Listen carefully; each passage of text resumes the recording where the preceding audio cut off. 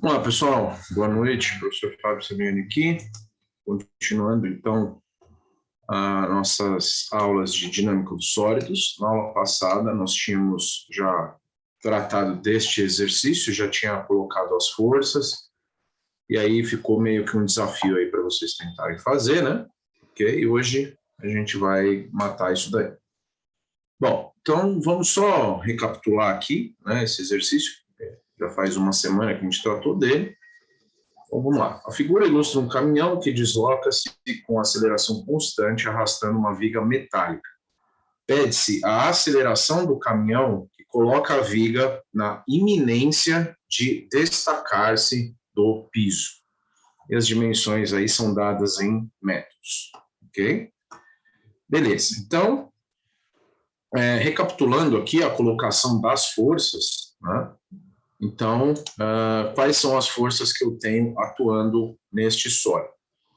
Né? Então, o ponto de estudo nosso não é o caminhão, né? O ponto de estudo nosso é a viga, né? Que está sendo arrastada pelo caminhão, ok?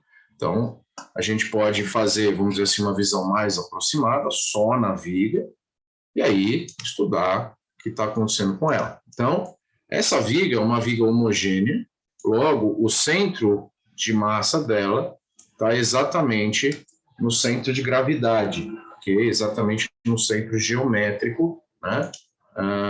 Que é mais ou menos aqui onde eu estou desenhando, beleza? Então, aqui eu vou indicar a força peso deste. Deixa eu colocar aqui, aqui é o centro de massa, deixa eu só colocar aqui, CM, pronto. E aqui eu vou indicar a força-peso, né? Então, a força-peso age na direção vertical, apontando para baixo, ok? E tá aí. Bom, essa viga está apoiada, na verdade a gente já falou que não estará, mas tudo bem, vamos tratar desde o começo. Ela está apoiada por esse único ponto aqui no chão, né? Então, esse aqui é o único ponto de contato que existe entre a viga e o piso, né? Ela está sendo arrastada aqui para a direita com uma aceleração A, ok? Entendido isso, neste ponto aqui, existirá a reação normal do apoio, ok? Então, aqui eu vou ter a força normal, ou reação normal do apoio, olha lá. Essa reação normal tem direção perpendicular ao plano de apoio do sólido, né, e aponta para cima. Afinal, é uma reação à força-peso. Prontinho. Está aí, reação normal do apoio. Agora, qual é o motivador do movimento dessa viga aqui para a direita, né? O motivador do movimento dessa viga aqui para a direita é uma parcela dessa força aqui de tração que é gerada nesse ponto, ok? Então, essa força de tração aqui, vou dar uma olhada aqui, deixa eu trocar a cor, pronto. Essa força de tração aqui, uma parcela desta força será a responsável por gerar a aceleração dessa viga para a direita, né? E quem aplica essa tração nesse ponto é a corda que está enrolada lá naquele guincho lá do caminhão, aquela lança, né? Ok? Bom, aqui podemos colocar também o vetor aceleração, tá? Então, a aceleração aqui aponta na direção horizontal para a direita, é interessante sempre indicar a aceleração, aí. Perfeito. E, além disso, se eu tenho um arrastamento dessa viga para a direita, existirá, no sentido contrário, uma força de atrito, né, entre o ponto de apoio e o piso, né, o asfalto, ou seja lá o que for aí, a faixa. Pronto. Beleza? Ok.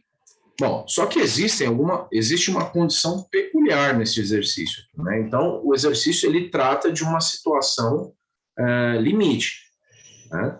A situação limite ele quer saber qual é a aceleração que o caminhão impõe a essa viga no exato instante em que essa viga começa a perder contato com o piso. Ou seja, ela começa a ficar, entre aspas, flutuando aqui no chão, certo? E aí ela vai se movimentando sem encostar no chão. Então, vai existir uma aceleração limite, tal que eu não terei mais a ação da reação normal do apoio. Né? Ou seja, se eu vou ter o início do descolamento desse ponto aqui do piso, já não existirá mais reação normal do apoio, e se já não existirá mais reação normal do apoio, consequentemente, também não existirá mais a força de atrito, porque a força de atrito só existe quando existir reação normal do apoio. Bom, isso eu já tinha explicado na aula passada, e eu expliquei aqui novamente. Então, deixa eu só fazer uma coisa um pouquinho mais bonitinha. Tá meio porcão aqui. Pronto, ó. Então, aqui assim, pronto. Tá? E aqui assim. Então, eu posso colocar aqui uma explicação. Não é eminência, hein, pessoal? Iminência. Eminência é quando você está falando de algum líder religioso. Tá? Ok? Iminência. Pronto. Na iminência de descolamento ou destacamento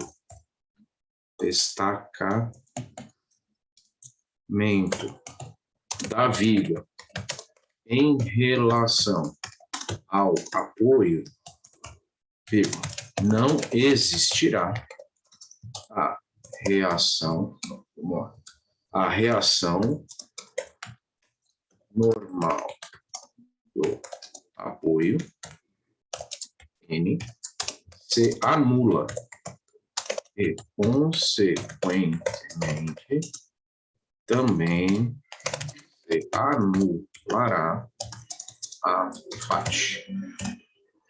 Beleza? Vai ficar bem claro aí. Depois eu vou dar um print nisso aqui e vou colocar no slide para vocês. Pronto, eu vou dar um print agora. Dúvidas até aqui? Bom, então agora vamos para a parte operacional, realizar o exercício propriamente, ok? Agora, antes de a gente começar a realizar o exercício, vamos prestar atenção nessa reação, nessa força de tração aqui. Ó. Essa força de tração, ela não está nem na horizontal e nem na vertical, certo? Então, essa força, ela não está nem na horizontal e nem na vertical. Ou seja, o que eu preciso entender é que para eu conseguir trabalhar matematicamente com essa força, eu vou precisar projetar essa força numa componente horizontal e numa componente vertical. Né? Então, vou escrever aqui. Projetando a força de tração T em X e Y. Pronto. Aí. Ok. Então, como fica essa projeção? Eu vou ter uma projeção aqui da força de tração aqui, Tx. Então, aqui eu vou ter um Tx.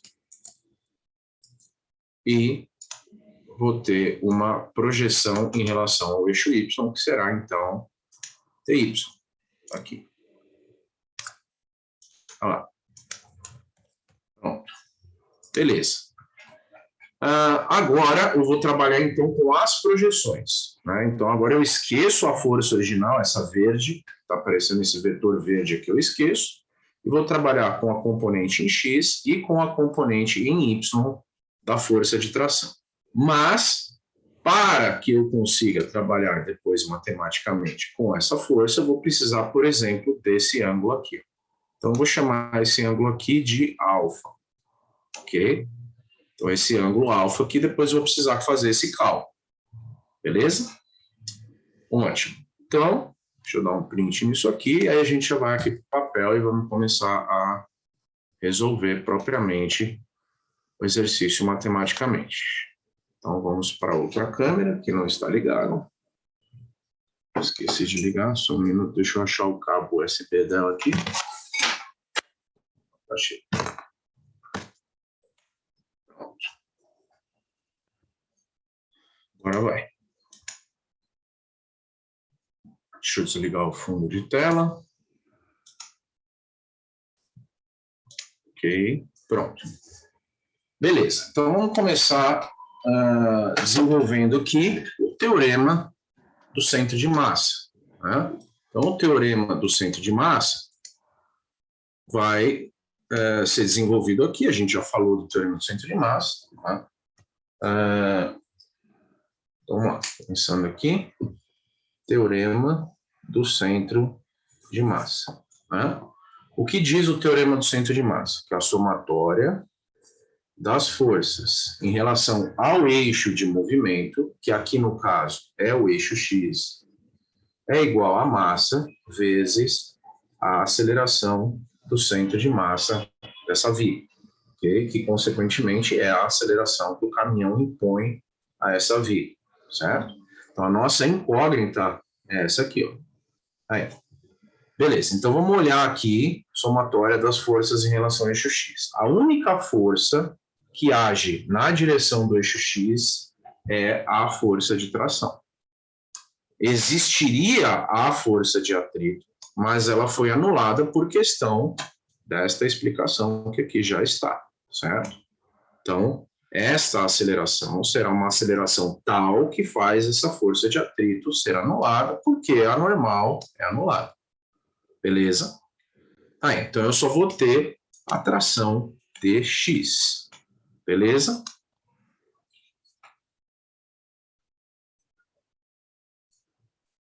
O Douglas perguntou, você trata esse exercício como a viga não está em contato com o solo? Isso, Douglas, é o que o enunciado fala.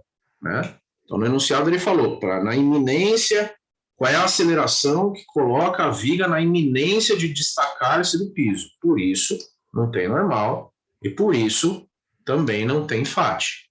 Ok? Aí. Então, veja. A única força que age aí na direção do movimento é a tração Tx, que aponta para a direita, a favor da orientação do eixo X, nossa, padrão, né? Então, vou colocar aqui a orientação do eixo X, padrão para a direita, padrão do eixo Y para cima, e tudo que gira no sentido anti-horário é positivo. Tá, essa é a nossa orientação vetorial. Tx aponta para onde? Para a direita, a favor da orientação do eixo X, logo o sinal é positivo.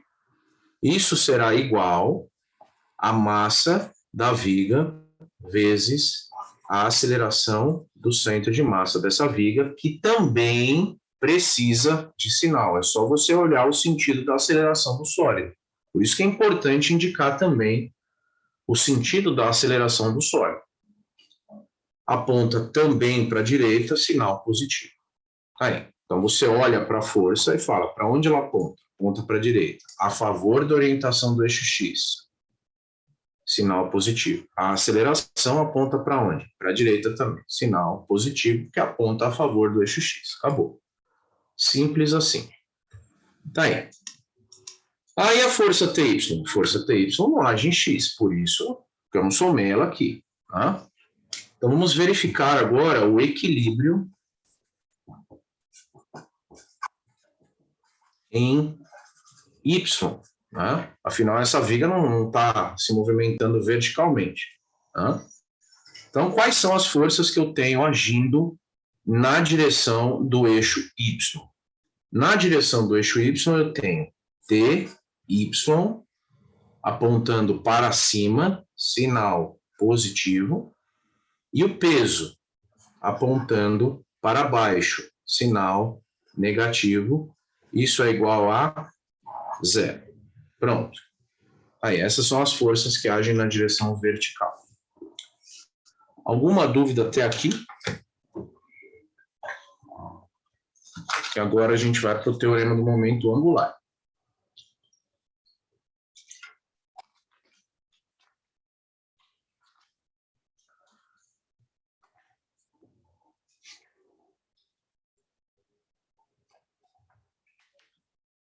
Ok. Bom, então, vamos lá. Seguindo, vamos verificar aqui o desenvolvimento do teorema do momento angular agora. Então, vamos lá. Quais são as forças que vão produzir momento neste sólido? Então, atenção. Teorema do momento angular. Tá aí. Somatória dos momentos em relação ao centro de massa é igual a zero. Então, esse é o teorema do momento angular aplicado à translação. Então, as forças que vão produzir momento neste sólido são a tração Tx vezes linha de ação da tração Tx. Presta atenção aqui. Vamos desenhar a linha de ação da tração Tx. A linha de ação da tração Tx, vou trocar a cor aqui, ó. A linha de ação da tração Tx é essa aqui. Deixa eu apagar agora esse texto, porque senão vai me atrapalhar aqui. Pronto. Apaguei coisa demais aqui. Tá aí. A linha de ação da tração Tx é essa aqui. Tá aí. Essa é a linha de ação da tração Tx. O braço da tração Tx é este segmento que aqui está. Observe. Esse segmento aqui é o braço Tx. Certo? Por quê? Porque braço, por definição, é a menor distância entre a linha de ação da força e o polo. O nosso polo é o centro de massa. A menor distância entre esse ponto e essa reta é esse segmento aqui, ok? Tá aí. Prontinho, tá mostrado aí. Quanto vale este segmento? Este segmento vale 0,9 dividido por 2, ou seja, metade do comprimento da barra, vezes... Agora, atenção. Eu tenho uma horizontal de referência passando por aqui, certo? Tá aí, essa horizontal de referência passa por aqui. Deixa eu trocar a cor aqui, peraí. Aqui, ó. Tem uma horizontal de referência passando por aqui. E eu quero saber quanto que vale esse segmento projetado na vertical. Ó. Lembrando que esse ângulo aqui vale quanto? Esse ângulo aqui é o ângulo alfa, certo? Então, este segmento aqui, projetado na vertical, vai ser o quê? Vai ser 0,9 sobre 2, que é exatamente este segmento aqui, vezes o seno do ângulo alfa. Pronto. Aí, projeção de segmentos, pessoal. Vocês aprenderam isso lá em mecânica da partícula, certo? Aí, então, eu estou projetando este segmento aqui na vertical. Tá lá. Então, atenção. O braço da força Tx é 0,9 sobre 2, vezes o seno de alfa. Tá lá. Prontinho. Beleza. Tendência de rotação que a força Tx provoca no sólido. A força Tx provoca no sólido uma tendência de rotação no sentido horário. Aí. Ok? Então, o sinal do momento da tração Tx é negativo. Pronto. Ah, não entendi. Vamos lá. Imagina que essa aqui é a barra. Essa é a barra, a viga. Né? Eu tenho uma força agindo aqui assim, nessa direção, nesse sentido, que é a força Tx. Olha ela aqui, ó, tem direção horizontal e aponta para a direita. Então, imagina uma força agindo aqui assim, ó, na ponta da minha caneta, que ela vai gerar rotação em que sentido? No sentido horário. Acabou. Aí, sentido horário para nós, sinal negativo. Beleza? A outra força que gera momento neste sólido é a tração Ty. Ó, a tração Ty vezes, abre parênteses, sinal do... desculpa, o braço da tração Ty. Deixa eu dar um print nessa tela aqui, peraí. E agora, deixa eu voltar aqui, o que a gente tinha. Pronto. Aí. linha de ação da tração TY. Linha de ação da tração TY, aqui. A linha de ação da tração TY é essa, e o polo está aqui. Qual é, então, o braço? O braço é este segmento. A menor distância entre a linha de ação da força e o polo. Pronto, esse segmento aqui é o segmento que corresponde ao braço da tração TY. Vou anotar aqui. Braço de TY. Pronto. Bem. Ok. Este segmento vale quanto? Vale metade do comprimento da barra, 0,9 sobre 2, vezes, vamos lembrar, eu vou projetar esse segmento aqui, ó, esse segmento que corresponde a 0,9 sobre 2, em relação ao eixo horizontal. Lembrando que esse ângulo, deixa eu fazer mais bonitinho aqui, peraí. Aqui, ó.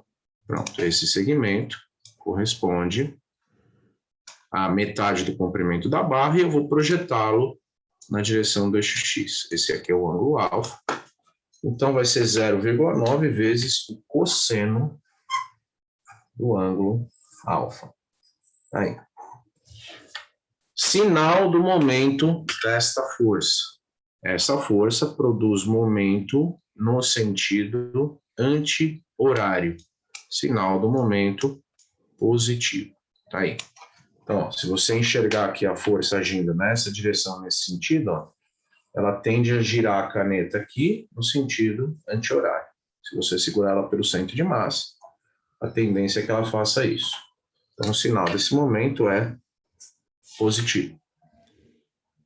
Pronto.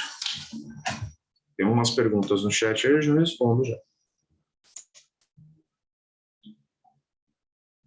Isso, Gabriel, perfeito. Daniel pediu para explicar a projeção do ângulo. Ok, por favor, fazer a marcação de forças. Quando for fazer a marcação de forças, pode ser todas no mesmo desenho? Pode, sem dúvida. Tá? Pode ser tudo no mesmo desenho. Aqui eu vou apagando para depois colocar os prints uma coisa mais limpa no PowerPoint para vocês, tá? Senão vira uma salada aqui. Mas sim, vocês não precisam ficar apagando e fazendo desenho nem nada, tá? Deixa eu dar um print aqui, beleza. Atenção, questão de projeção de segmentos e projeção de forças, pessoal. Isso vocês aprenderam lá nos semestres anteriores, hein? Ó, eu tenho aqui por exemplo, deixa eu limpar um pouquinho isso aqui, ó. Eu tenho aqui, por exemplo, um vetor nessa direção aqui. Tá? Esse vetor tem uma determinada intensidade. Vou chamar de F, vai. Esse vetor é uma força, certo? Isso vale para forças e vale também para segmentos. Tá? Então, vou projetar esse segmento na direção do eixo X. Tá aqui, ó. Então, quando eu projeto nesse segmento na direção do eixo X, eu chamo de Fx, né? E quando eu projeto essa força, desculpa, no eixo Y, falei segmento, não, é força. Quando eu projeto essa força no eixo Y, eu vou chamar de Fy, por exemplo. Tá? Então, uma força genérica aqui, estou dando uma explicação com relação à projeção de forças, projeção de vetores, ou seja, também projeção de segmentos.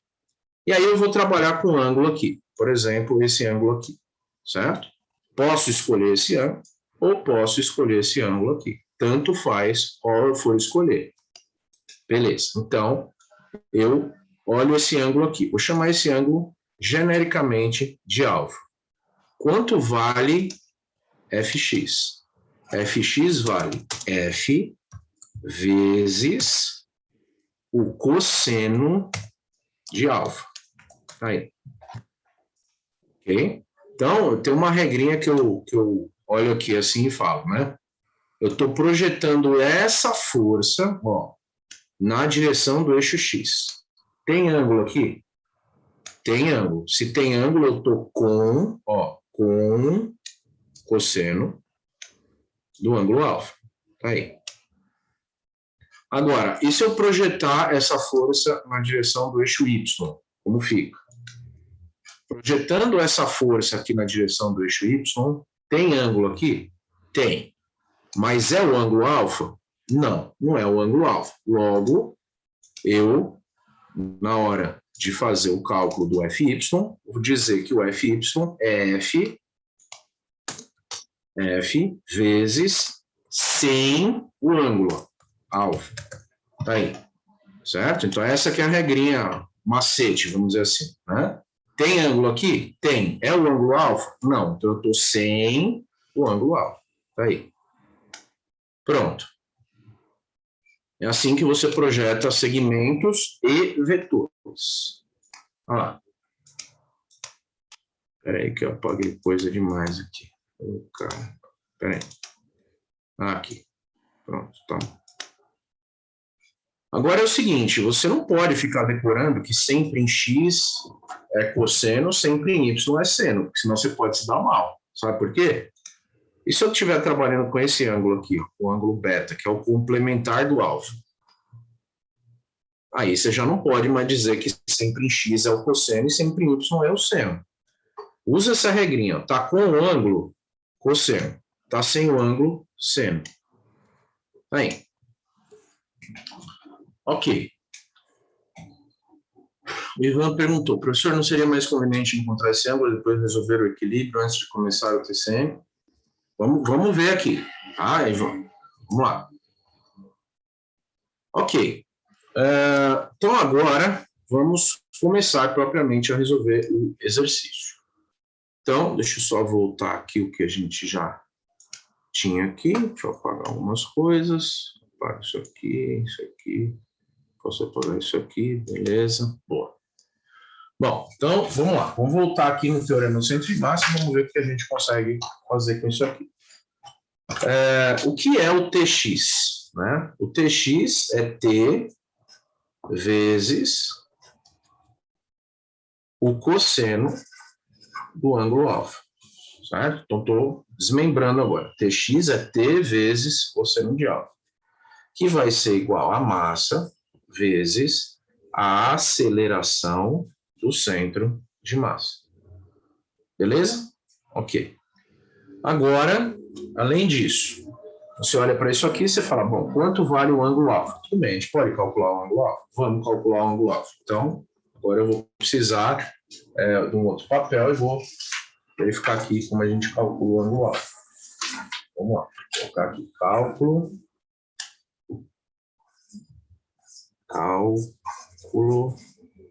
de alfa, do ângulo alfa. Para calcular o ângulo alfa, eu preciso voltar lá no desenho original. O ângulo alfa vai ser esse aqui, ó. O ângulo que é formado aqui. Então, veja, neste triângulo retângulo, vai se formar um ângulo que vai ser o ângulo alfa, que é esse cara aqui. Ó, esse é o alfa, ok? Aí você fala, mas por que esse é o alfa? Esse é o alfa porque esse aqui é o alfa, né? Na viga lá, ok? Pronto. Beleza. Então, quanto vale esse ângulo alfa? Né? Então, se eu aplicar o conceito, né, do seno, ó, da função trigonométrica seno, né, o seno do ângulo alfa vai ser igual ao quê?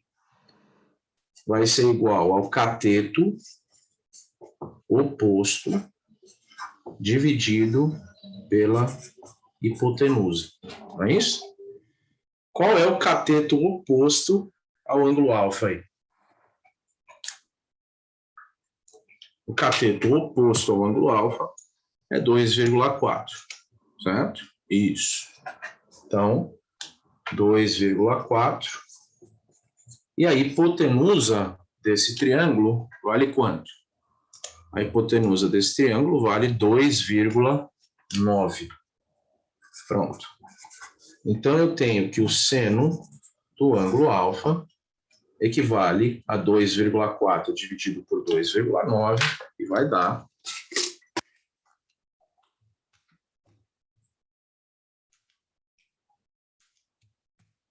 0,88 827. Pronto. Esse é o seno do ângulo alfa. Só que eu não quero o seno do ângulo alfa, eu quero o alfa, o ângulo alfa. Então, eu vou aplicar o inverso da função seno, que é a função arco-seno de 0,827. Se eu aplicar a função arco-seno de 0,827, eu descubro o ângulo alfa. Aí. Então, o arco-seno de 0,827, você precisa ver se a sua calculadora está em graus. Se você calcular em radianos, vai dar diferente, é óbvio. O arco-seno vai dar 55,8 graus. Pronto. Tá aí. Esse é o ângulo alfa. Beleza? Ok. Calculado o ângulo alfa, vamos voltar lá no nosso exercício. Cadê aqui? Então, agora eu posso substituir. Tá? Vou escrever lá, que a tração vezes o cosseno de 55,8 graus é igual a massa vezes a aceleração do centro de massa. E ainda assim eu fico com um monte de incógnitas na equação, certo? Isso daqui parece que não tem resolução. Se você tentou fazer, possivelmente você chegou nessa dificuldade. Eu não tenho a tração, eu não tenho a massa, eu não tenho a aceleração, não tenho nada. Né? Beleza, vamos deixar isso aqui um pouquinho aqui, ok? E vamos trabalhar em cima desse cálculo aqui, ó, que muita gente pula esse cálculo, tá? E que aqui é fundamental. A tração TY é quanto? TY é T vezes o seno do ângulo alfa, que vai ser igual ao peso. Passei o peso para lá somando. Pronto. Então, tração vezes o seno de alfa é igual ao peso. Ótimo. Agora, atenção. Quando eu coloco que a tração, né, é o peso vezes o seno de alfa, eu posso passar o seno de alfa dividindo debaixo do peso. Certo? Então, a tração vai ser igual ao peso dividido pelo seno de alfa. Tá aí. Beleza. Logo, a tração vai ser quanto? Vai ser o peso dividido pelo seno de alfa, que a gente já calculou anteriormente. Quanto é o seno de alfa? Aqui, ó. 0,827. Pronto. 0,827. Então, acabei de descobrir isso daqui, certo? Se você preferir, eu posso pegar 1 e dividir por 0,827 para ficar uma coisa, vamos dizer assim, menos confusa. Então, não tem 1 aqui escondido na frente do peso? 1 dividido por 0,827, quanto que dá? Dividido por 0,827, dá 1,21. Ou seja, a tração é 1,21 vezes o peso. Aí. Beleza. Então, chegamos nesta conclusão, através desse cálculo. Esse cálculo aqui é fundamental para resolver o exercício. Sem ele, não tem como fazer. Ótimo. Aí você olha isso aqui e fala, cara, eu não tenho peso, eu não tenho a massa, eu não tenho nada. O que eu vou fazer? E num passe de mágica, você acaba resolvendo esse exercício. Por quê? Porque você sabe que a tração é 1,21 vezes o peso. Então, nós vamos pegar isso aqui e vamos jogar aqui. Ó. Deixa eu tirar o desenho da tela aqui. Pronto. Peraí, deixa eu parar de compartilhar. Vai ficar só o papel aí. Eu vou pegar isso daqui e vou jogar aqui, ó. Eu sei que a tração é 1,21 vezes o peso. Aí você fala, mas eu não sei o peso. Tudo bem. Eu não sei a massa. Calma. Vamos lá. Eu vou pegar isso aqui. Deixa eu fazer aqui um caminho. Vou pegar isso aqui. Eu vou substituir aqui. Aí. Pronto. Então, eu vou fazer o quê lá? Eu vou escrever a equação. Então, fica assim. Tração. Quanto que é tração? 1,21 vezes o peso, certo? Substituir tração por 1,21 vezes o peso, vezes o cosseno de 55,8, calcular o cosseno de 55,8. 0,562. Pronto. Vai ser igual a massa vezes a aceleração do centro de massa. Aí você olha isso aí e fala, tá, não mudou nada. Bom, é aqui que está o pulo do gato. Aqui que está a sacada final. Né? Já volto, Javan, só um minuto. O Ivan perguntou em newtons, o que é atração, você está dizendo, Ivan? A atração é em newton, tudo bem, mas é que ela está em função do peso, então eu não coloquei unidade aqui, tá? Isso, Ivan, perfeito. Então, veja, você não pode esquecer que peso se relaciona diretamente com a massa. E peso é o quê? É massa vezes a aceleração da gravidade. Então, isso aqui é a sacada final. Ó, peso é m vezes g. Massa vezes a aceleração da gravidade. Então, agora vamos reescrever a equação. 1,21 vezes o peso, que é a massa, vezes a aceleração da gravidade, que é 10, arredondando, vezes 0,562 vai ser igual a massa vezes a aceleração do centro de massa. Pronto. A massa cancela, porque ela está multiplicando desse lado e desse lado. Logo, posso cancelar a massa. Olha aí. Certo? Então, eu tinha falado na aula passada, né? Normal que um exercício não dê a massa. Se ele não deu a massa é porque não precisa da massa. Aí. Então, 1,21 vezes 10 vezes 0,562 vai dar a aceleração do centro de massa. E está resolvido o exercício. Pronto. Olha lá. Que vai dar 1,21 vezes 10 vezes 0,562. 6,8 metros por segundo ao quadrado. Vou confirmar se é isso mesmo. Minha calculadora está com mau contato bem na vírgula. Tá, beleza. Pronto. Acabou, pessoal. Essa é a resposta.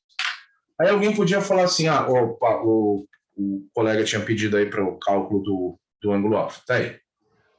Alguém podia falar assim, mas e o teorema do momento angular, para que serve? Aqui ele não serve para nada, tá?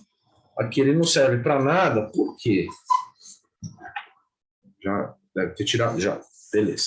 Aqui ele não serve para nada, pessoal, porque esse momento vai anular esse momento aqui. Então, se eu for tentar resolver esse equacionamento aqui, eu vou descobrir que zero é igual a zero, certo? Então, aí você fala, nossa, mas gastou um monte de tempo para fazer isso aqui. Tudo bem, foi um teste, né? Foi vamos dizer assim, para efeito de estudo, né? Para você calcular, para você fixar bem o conceito de braço de uma força, mas esse cálculo aqui fica sem nenhuma utilidade no exercício. Professor, mas eu precisaria aplicar esse cálculo num exercício que fosse entregue, por exemplo? Não, certo? Então, se você parasse aqui, por exemplo, e já fizesse esse desenvolvimento, você perceberia que não há necessidade do desenvolvimento do teorema do momento angular nesse exercício. Pessoal, esse exercício é um exercício que mostra para você, repito, que nem sempre as coisas são dependentes da massa, certo? Então, você olha para o enunciado, ou está lá no enunciado, não tem um dado numérico a não ser as distâncias aqui, né? Essas distâncias são, vamos dizer assim, os dados numéricos geométricos. Agora, não tem massa da viga, certo? Não tem peso, não tem nada. Aí você olha para isso aí e fala, cara, ferrou, né? Pronto, está resolvido, acabou. Então, não se desespere, certo? Vá fazendo equacionamento. Se não deu a massa, é porque muito provavelmente vai acabar, a massa vai acabar se cancelando, ou seja, existe uma independência do fenômeno mecânico aí apresentado em relação à massa. Existe dependência, obviamente, em relação a todas as dimensões da viga e tudo mais, mas em relação à massa, não. Vamos às perguntas. Ok, o Juan já perguntou, tal, isso o Ivan falou. O Victor perguntou uma pergunta paralela, qual semestre começa a engenharia específica? No próximo semestre, tá? No próximo semestre vocês já vão para o ciclo específico da engenharia, e aí vocês vão optar pelas engenharias disponíveis lá, tá? O Ivan falou, nessa parte do TMA aprendi agora como fazer a projeção de segmento, achava que só servia para forças. Serve para segmentos e para forças, Ivan. Tá? Então, o conceito de projeção vale para segmentos e para vetores também. Ok? Tranquilo? Exercício resolvido. Depois eu vou escanear isso aqui tudo bonitinho e colocar no PowerPoint para vocês. Vamos ao próximo exercício.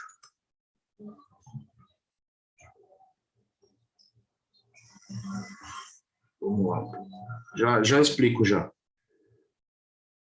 Já explico já, Juan, já explico o Gabriel. Só um minuto. Pronto, tá aí. Então esse é o próximo exercício que nós vamos fazer. Um exercício importante. Algumas perguntas do Juan. Professor, quando vamos para a específica, fica mais fácil ou mais difícil que a engenharia básica?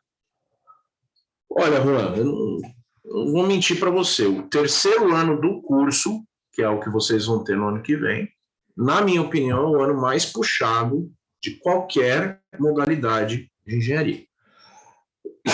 Desculpa. Vou tomar uma água aqui.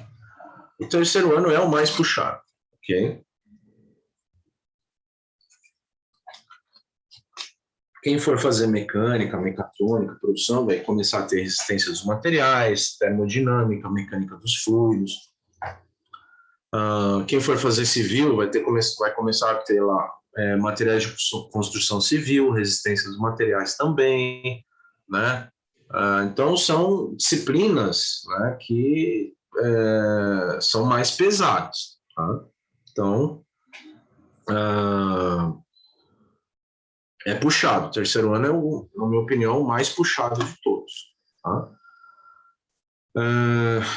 O Gabriel perguntou, quem está no terceiro semestre vai fazer o primeiro semestre no final do curso. Exatamente, Gabriel. Tá? É o pessoal da grade que a gente chama de grade /2. Vocês vão fazer o primeiro semestre, que corresponde a que seria o primeiro semestre de quem está no quarto semestre, vocês vão fazer lá no final do curso basicamente o que vocês desenvolvem lá é algumas aulas presenciais no campus, né? Esperamos que lá não tenha mais pandemia, né? Até lá. E o resto basicamente são atividades em EAD, tá?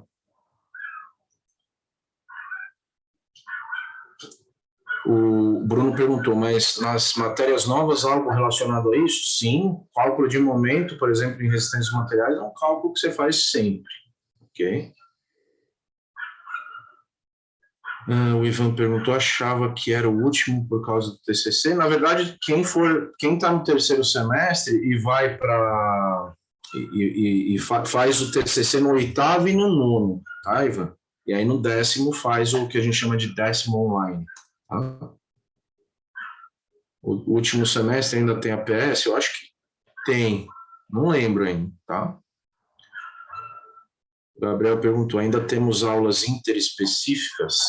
Não sei o que seriam essas aulas interespecíficas, Gabriel. Ah, tá, a turma de civil e mecânica compartilha alguma aula? Não. Mecânica, mecatrônica e produção junta mais um ano. A mecânica, mecatrônica e produção continuam juntos por mais um ano, e só depois separa. Mas depois desse ano, a civil vai para um canto, a mecânica, mecatrônica e produção vai para outro, e assim vai. Tá? A Isabela perguntou, a aeronáutica continua na Bacelar? Não sei como está, Isabela. Precisa ver lá se o curso está aberto, se tem número de interessados para abrir o curso e tal. Eu sei que lá em São José continua. Eu acho que continua. Tá?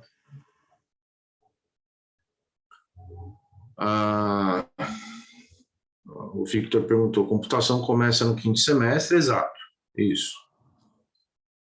Agora, computação, eu não conheço muito bem a grade, tá? Então, da engenharia da computação. Então, para falar a verdade, vai ter uma parte de elétrica e tal, né? E depois as disciplinas especificamente. Tá? O Gabriel perguntou se eu dou aula para mecânica. Eu já dei aula para mecânica. Atualmente não estou dando aula para mecânica, mas por questão da pandemia e tal, mas pode ser que eu volte a dar aula para mecânica, sim, aula de mecânica dos fluidos. Tá? A Sueli perguntou com relação a estágio, como você é militar, como deve proceder? Puxa, Sueli, agora você me pegou, também não vou saber dizer para você. Mas você não precisa, pelo que eu sei, você não precisa de um estágio propriamente. Se você desenvolver alguma atividade relacionada à engenharia, mesmo que seja na função militar, você pode convalidar isso como estágio. Tá? Algumas perguntas aí, infelizmente, eu não sei responder, Eduardo. Precisa ver como vai ser no final desse ano aí. Tá? Ó, o Renan. Eu posso explicar. O Renan falou que é militar e depois pode explicar como faz. Isso, Renan. Depois a Sueli pode chamar o Renan lá, tá? No grupo.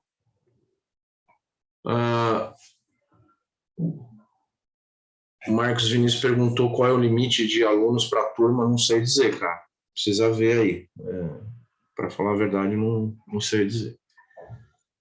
O Victor perguntou se a prova vai ser de casa. Nesse semestre, a prova vai ser remota ainda. Tá? Do jeito que era nos semestres anteriores. Até agora, né? Não sei se vai mudar alguma coisa, mas até agora a orientação é essa.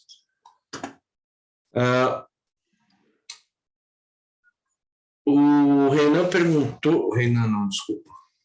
O Douglas perguntou por que eu não calculei o teorema do momento angular. Porque o exercício acabou. O teorema do momento angular não é nem necessário para a resolução do exercício. Eu fiz aqui o teorema do centro de massa, resolvi o equilíbrio em relação ao eixo Y, que foi fundamental, e já calculei a aceleração do centro de massa. Pronto, acabou. Aqui, ó, teorema do momento angular, se você for resolver, como eu disse, você vai acabar calculando que zero é igual a zero. Basicamente vai ser isso. Tá? Pronto. Vamos então a este próximo exercício que está aí na tela. E vamos seguindo. Então, atenção a este exercício, um exercício muito importante que vai tratar do conceito da força de atrito. Tá? Então, você que acha que força de atrito é sempre níveis anormal, cuidado, nem sempre é. Tá? Então, vamos à leitura do enunciado. A figura ilustra um copo de massa 0,2 kg apoiado sobre a mesa do carro-restaurante de um trem, que parte do repouso com aceleração constante A. O coeficiente de atrito entre o copo e a mesa é μ igual a 0,35. Pedem-se, letra A, a máxima aceleração que não produz o deslizamento do copo, aceleração do trem, né, no caso.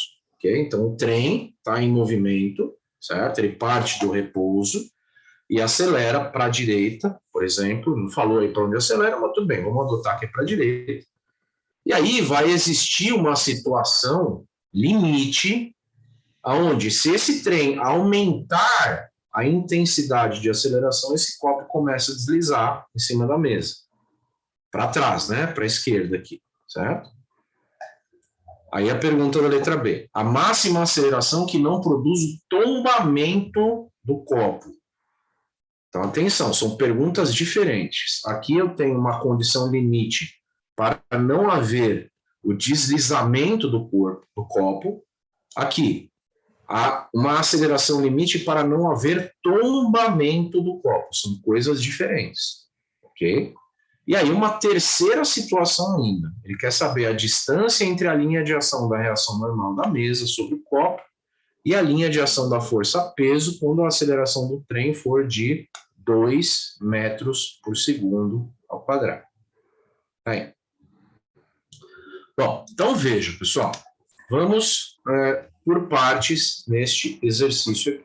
Então, vamos primeiro olhar aqui a figura. Tá? Então, essa figura aqui é fundamental que a gente entenda e que você entenda também que quem está em movimento aí é a mesa. Então, a mesa não está parada, certo? Porque a mesa pertence ao vagão, que, por sua vez, é parte do trem, né? Então, eu tenho lá um apoio que está em movimento, diferente daquilo que a gente está acostumado a ver. Então, por isso que esse exercício aqui é diferente daquilo que a gente já viu. Ok? Então, o que eu tinha era um plano horizontal fixo e alguma coisa se arrastando em cima desse plano horizontal fixo. Aqui não. Aqui eu tenho um plano que está em movimento e que eu posso, por acaso, ter movimento relativo do corpo em relação ao apoio ou o tombamento, que são as condições de limite impostas. Ok? Beleza? Tudo está em movimento. Sim, Sueli, tudo. A mesa, o copo, mas pode ser que exista movimento relativo entre o copo e a mesa e vice-versa. Ok? Então vamos lá, por partes. Então veja, aqui eu tenho a aceleração do trem. Pronto. Então vou adotar que esse trem está acelerando para a direita, tá? Então esse trem tem lá o vagão restaurante e essa é a mesa do vagão restaurante desse trem. Beleza. Agora, atenção. Vamos, então, à colocação das forças que atuam no copo. Então, veja. As forças que atuam no copo são... Esse copo aqui, na verdade, não é um copo, isso aqui é uma taça, né? Certo? Então, essa taça tem um centro de massa localizado aqui nesta posição, né? Ele está preenchido com, sei lá o que, vinho, não sei, ok, água. Então, o centro de massa está localizado aqui. Olha lá. Então, eu vou colocar aí, obviamente, a força-peso. A força-peso age aqui nesse ponto, na direção vertical, apontando para baixo. Pronto. Então, aqui está o peso da taça, do copo, sei lá o que for aí. Pronto. Beleza. Aí, o que é que vai acontecer com relação à força normal? Por enquanto, vamos colocar normal alinhado em relação ao peso aqui. Está errado, tá? Então, se você está tirando print das telas aí, não tira print dessa aqui, porque isso aqui está errado. Eu desenhei errado de propósito, tá? Então, esse vetor azul aí é a normal, não é nessa posição. Eu vou deixar ela alinhada com o peso por enquanto, e aí a gente vai analisar o que é que vai acontecer.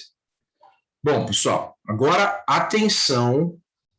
Agora, se você está distraído aí, larga tudo que você está fazendo. Você está jogando videogame, sei lá, cara. Larga tudo e presta atenção nisso aqui. Agora nós vamos localizar e entender o que está acontecendo com relação à força de atrito. Ok? Então, atenção, pessoal. Para você conseguir entender aqui o sentido da força de atrito, você precisa entender que existe uma tendência de movimento relativo do copo, da taça, em relação à mesa do vagão restaurante. A mesa ao apoio, certo? Então, veja, imagina que eu tenho aqui essa mesa aqui é a mesa do vagão restaurante do meu exercício lá. Então, essa mesa que você está vendo aí é a mesa do vagão restaurante. Aí, beleza, aí o maquinista vai lá e comanda o avanço do trem. O que vai acontecer? O trem vai começar a se movimentar para a direita aqui, por exemplo. Qual é a tendência de movimento relativo desse sólido, desse corpo aqui, em relação à mesa? A tendência é que esse corpo, pelo princípio da inércia, permaneça parado. Parado em relação a quem? Parado em relação ao mundo, ao ambiente, ao piso, à via onde esse trem vai se movimentar. Ou seja, a tendência, não estou falando que acontece isso, existe uma tendência de que esse corpo permaneça parado e que a mesa se movimente para a direita, certo? Ou seja, existe uma tendência de movimento relativo do corpo em relação à mesa para trás. Ó, então, existe uma tendência que o corpo se movimente para trás em relação à mesa. Tanto é, né, que isso acontece, por exemplo, sei lá, se você tiver um ônibus, né, e aí o motorista vai lá no ônibus, né, motorista grossão, né, no ônibus, ele vai dar aquela acelerada com tudo. E você está tomando uma Coca-Cola, né? Aí na hora que você toma a Coca-Cola tende a se movimentar para trás. E ela vai entrar dentro do seu nariz, você vai se engasgar, tudo e tal. Né? Bem na hora que você está dando gole, o safado do motorista foi lá e acelerou o busão. Né? Alguém já deve ter passado por isso. Né? Então, existe uma tendência de movimento no sentido contrário ao movimento do trem.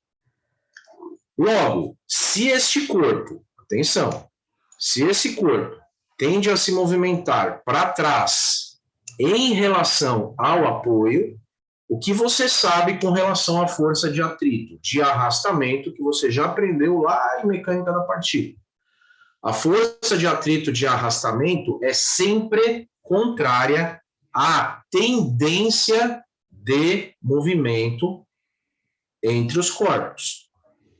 Ok? Então, existe uma tendência desse corpo se movimentar em relação à mesa para trás. Logo, a força de atrito vai apontar para a direita.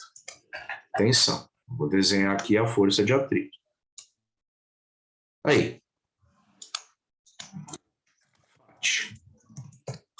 Pronto, está posicionada a força de atrito. Professor, não entendi. Vou repetir. A força de atrito, por definição, é sempre contrária à tendência de arrastamento ou ao efetivo arrastamento de um corpo em relação ao seu apoio. Ok? Quando o apoio está fixo, beleza. Imagina, essa mesa é fixa, essa mesa tem velocidade zero, ela não está acelerando. Eu arrasto o corpo para a direita, aparece a força de atrito para a esquerda. Eu arrasto o corpo para a esquerda, aparece a força de atrito para a direita. Acabou. Só que aqui é diferente. Aqui eu tenho o apoio em movimento e existe uma tendência de movimento relativo do sólido em relação ao apoio. Tá claro? Então, este corpo tende a permanecer parado em relação ao apoio. Logo, existe uma tendência de movimento relativo do corpo em relação ao apoio, que é para trás. Essa tendência de movimento do corpo ser em relação ao apoio para trás provoca uma força de atrito contrária a essa tendência de movimento. Ah, professor, então mudou tudo o conceito da força de atrito? Não, a resposta é: não mudou nada. A força de atrito continua sendo contrária à tendência de arrastamento ou ao efetivo arrastamento do corpo. Pronto, está colocada a força de atrito. Dúvidas? Contrária ao copo, não, Ivan. É contrária à tendência de arrastamento. Seria como um arrasto? Não, é força de atrito, Sueli. Ok? Então, imagina o seguinte, imagina que esse corpo está parado aqui, e aí o maquinista do trem, sei lá, ele acelera muito rápido, uma intensidade muito alta. O que vai acontecer com isso aqui? Ele está acelerando para cá, isso aqui vai tender a fazer assim, né? Certo? Nesse sentido aqui. Ok? Então, em relação à mesa do trem que está se movimentando para lá, esse corpo vai tender a se movimentar para cá. Se ele tende a se movimentar para a esquerda, a força de atrito é no sentido contrário. Tá aí. Isso, Harrison, perfeito. Exatamente. Aí o Harrison colocou vamos dizer assim, uma visão mais prática, mais simplista. Perfeito, que eu vou até citar agora. Preste atenção aqui no seguinte, pessoal. Não esquece que a normal está errada aqui, hein? Não vai dar print nisso aqui ainda, tá? Essa normal está errada. Daqui a pouco a gente vai falar dela. Pessoal, muita atenção aqui. A força de atrito, pessoal, ela só pode ser para a direita. Por quê? Porque ela é a força que vai fazer o copo acelerar para a direita junto com o trem, com a mesa e com todo mundo.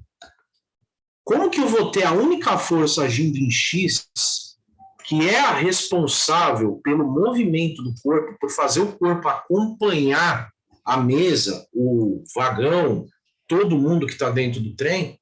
Como que eu vou fazer esse copo se movimentar e acelerar para a direita se a única força que é causadora desse movimento apontasse para a esquerda? Então, veja, isso é uma maneira mais óbvia de se pensar. Ok? Então, repito o meu pensamento. Atenção, ó, reformulando a minha explicação. Essa força de atrito é a força responsável por fazer esse copo acelerar para a direita, certo? Ok. Então, a pergunta que você deve se fazer é: como que é possível o copo acelerar para a direita se essa única força, que é a causadora dessa aceleração, apontasse para a esquerda, por exemplo? Aí estaria errado, né? Então, essa maneira de você pensar é mais simplista e está correta também. Né? Você olha para essa força e fala, ela é a causadora do movimento acelerado do copo para a direita. O copo acompanhar todo mundo. Né? Então, o copo vai, né, ele está parado aqui, imagina, então, tudo isso daqui se movimentando para a direita. Como que eu faço isso tudo se movimentar para a direita junto? Tem que ter uma força. Essa força é a força de atrito, ok? Essa força de atrito vai ser a responsável por movimentar, acelerar o copo para a direita. Logo, ela só pode ser para a direita. Aí. Isso, Ivan. Acelera para a direita, mas a tendência é que se mova para a esquerda. Perfeito. Uma coisa é acelerar, outra coisa é se movimentar. Certo? Se você acelerar com tendência de movimento em relação ao apoio que é móvel, né, a tendência de movimento pode ser para a esquerda. Tá? Ok? Aí. Bom, então vamos continuar agora. Então agora atenção aqui. Entendido que a força de atrito é para a direita, o que tende a acontecer com esse copo? Ele tende a tombar no sentido horário ou anti-horário? Responda aí para mim.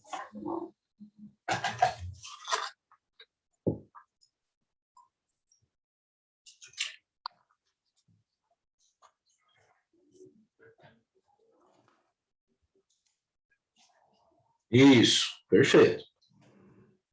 Perfeito. Isso aí, no sentido anti-horário.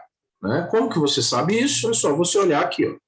Essa força de atrito gera tendência de tomamento do corpo no sentido anti-horário.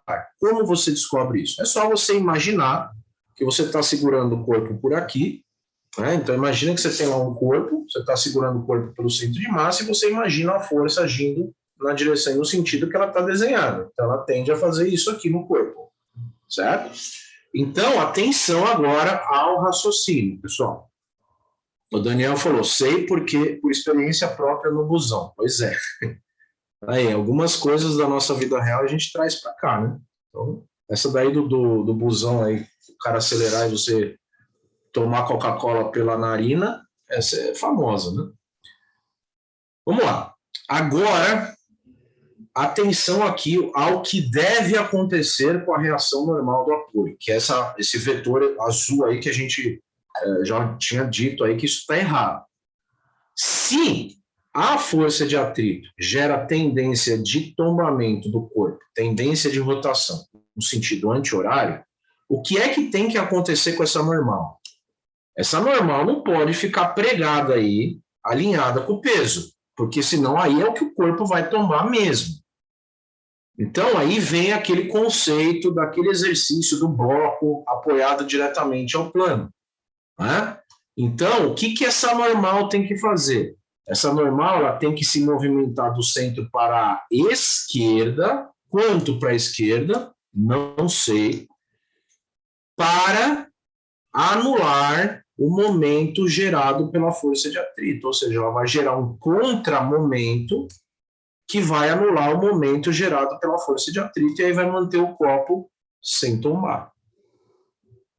Como que eu sei que é do centro para a esquerda? Eu sei que é do centro para a esquerda porque é o contramomento, certo? Então, repetindo, a força de atrito gera tendência de tombamento no sentido anti-horário.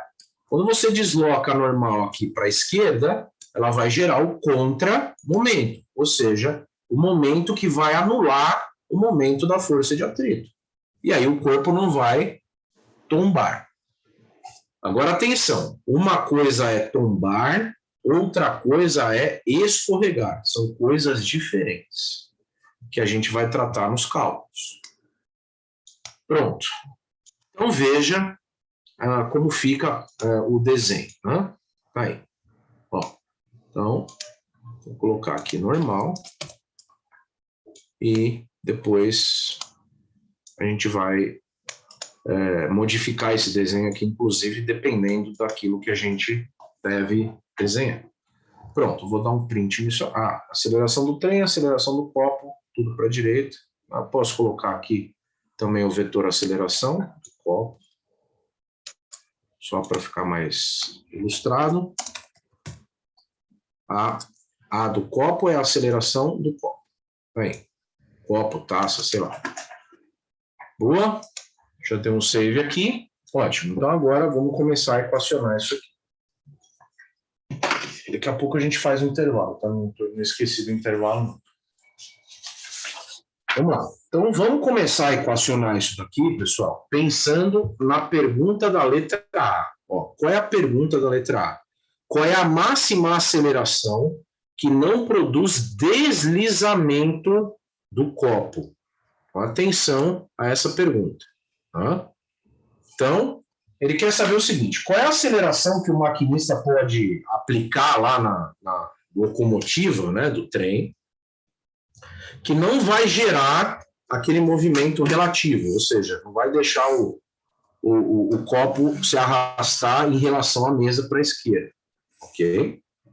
Bom, para isso, a gente vai aplicar o teorema do centro de massa, tá aí, que diz que a somatória das forças em relação ao eixo de movimento, que aqui também é o eixo x, é igual a massa vezes a aceleração do centro de massa. Pronto.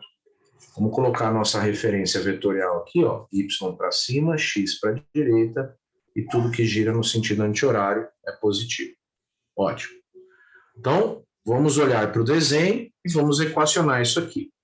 Eu tenho, então, que a somatória das forças em x é igual a massa vezes a aceleração do centro de massa. A única força que age na direção do eixo x é a força de atrito. Olha lá.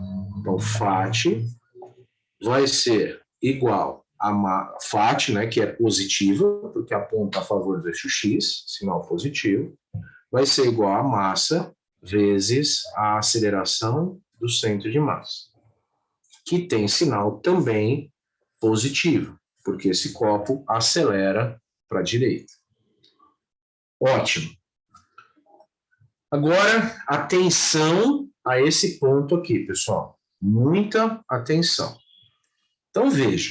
Quando você olha para isso aqui, você fala, cara, mas isso aqui está ridículo. Né? É só eu fazer o quê? Ó, é só eu ir lá, pegar a massa, substituir aqui, a força de atrito é μ vezes a normal, vou calcular a aceleração e acabou.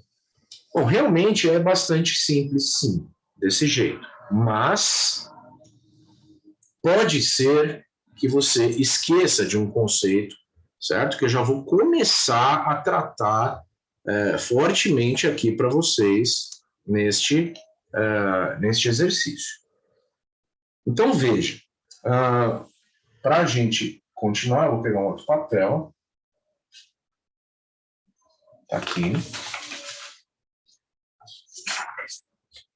Possivelmente, você lembra deste gráfico que eu vou desenhar aqui para vocês. Então, veja. Aqui eu tenho a força de atrito. Ó, uma força de atrito. E aqui eu tenho, por exemplo, a aceleração. Ok? Aí, então eu vou desenhar esse gráfico aqui para vocês. Então, veja, pessoal. Muito possivelmente, alguém já desenhou esse gráfico aqui para vocês anteriormente. Imagine o seguinte. Imagine que essa aceleração aqui é a aceleração do trem e, consequentemente, é a aceleração do copo. Beleza? Ok.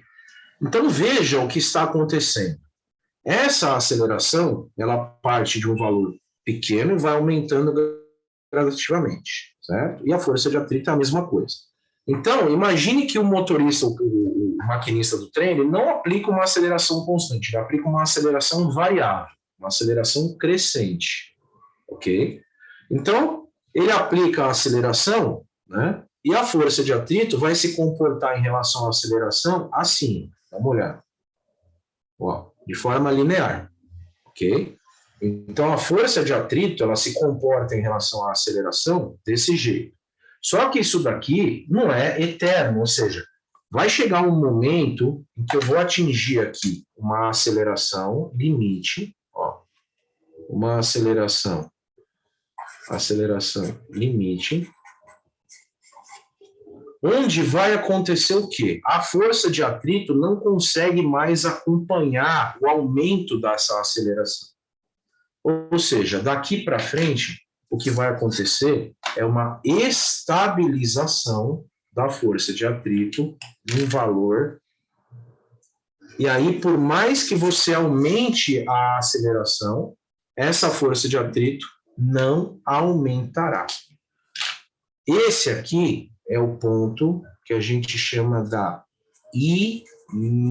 iminência do deslizamento. Aí.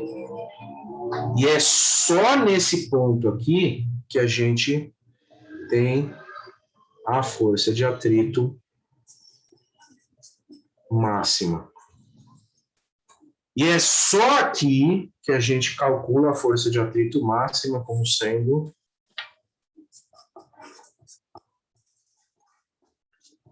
μ vezes a normal. Ou seja, se eu estiver em qualquer ponto dessa reta azul aqui, ó, eu não posso calcular a força de atrito como sendo μ vezes a normal. Aí alguém podia perguntar, e como que calcula? Não há forma padrão de cálculo. Ok? Não há forma padrão de cálculo. Então, em qualquer ponto que a gente tiver aqui, nós não teremos uma forma padrão de cálculo. A força de atrito só é calculada como sendo μ vezes a normal daqui, nesse ponto, ou daqui para frente, porque ela chegou nesse valor máximo. Na verdade, existe um pico, uma queda e uma estabilização, que é aquilo que diferencia coeficiente de atrito estático de coeficiente de atrito cinético ou dinâmico. Nós falaremos disso depois. Ok? Então, com essa explicação, agora a gente vai fazer um intervalo. Daqui a pouco a gente volta para resolver esse exercício aqui.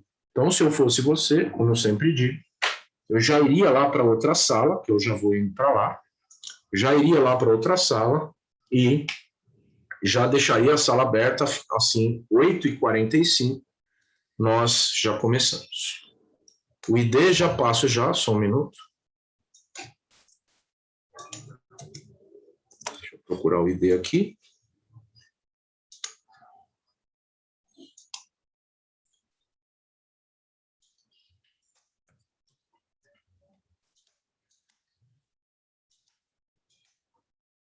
Pronto. O ID da próxima aula é esse aqui. Vou falar da PS, sim. Pode ficar tranquilo, Ivan. Ok? Até daqui a pouco, 8h45, retornamos nessa outra sala aí.